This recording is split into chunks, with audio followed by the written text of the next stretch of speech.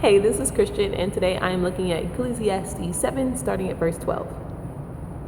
Wisdom and money can get you almost anything, but only wisdom can save your life.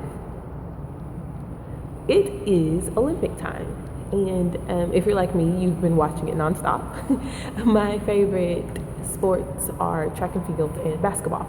And I was recently watching a women's track and field event. It was a quarterfinal, and the girl who was in the lead had a pretty decent lead on everybody else.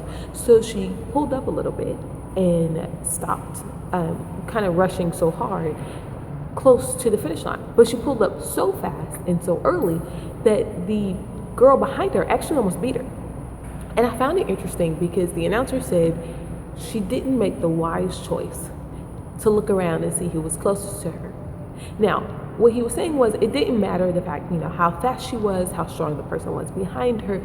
It wasn't either of the women's talent that was a determining factor. It was their wisdom and choices. And I think it's like that for us in life on a daily basis. It's rarely whether you're smart enough, tall enough, pretty enough, have done everything that you need to do. It really just comes down to the fact that are we making wise choices? Show me your friends and I'll show you where you'll be in 5 years. Are you making wise choices when it comes down to the people that are around you? You choosing school? Are you sleeping enough? Are you making wise choices on a day-to-day basis? I think one of the stories that I look at and I see Jesus making wise choices was when he was with the woman who was caught in the act of adultery.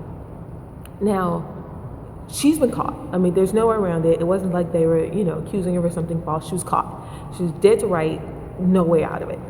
And they bring her to Jesus, and what they do is they're trying to trap Jesus to get him to make an unwise choice. So they go, you either have to kill her or break the law. So they've pretty much gone, you have a bad choice or another bad choice. And a lot of times we find ourselves in those rock and a hard place positions where it's like, I have one bad choice or seemingly another bad choice. Which one do I do? I think what Jesus does that we should definitely model in our own life is the fact that he actually stoops down and starts to write. Now, I'm not saying you should start writing on the ground every time you have a decision, but what he doesn't do is answer immediately. He takes some time to let God speak. He takes some time to realize, what are my options here? It's not the fact that he went, well, I got to answer. It's a bad decision, I have to answer immediately. He didn't. He took a moment to sit, to be able to hear the voice of the Father, to be able to look at what his situation really was.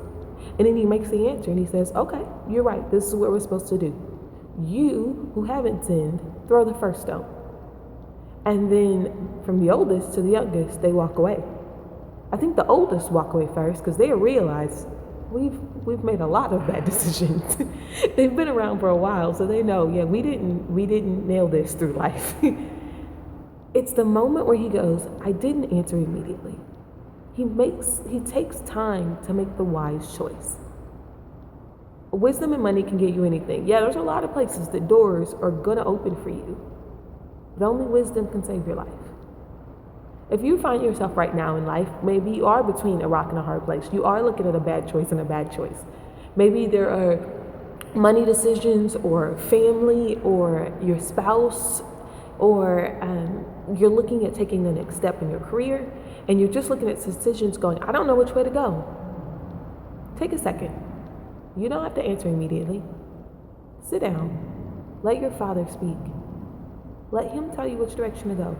It'll always be the best one. Love you.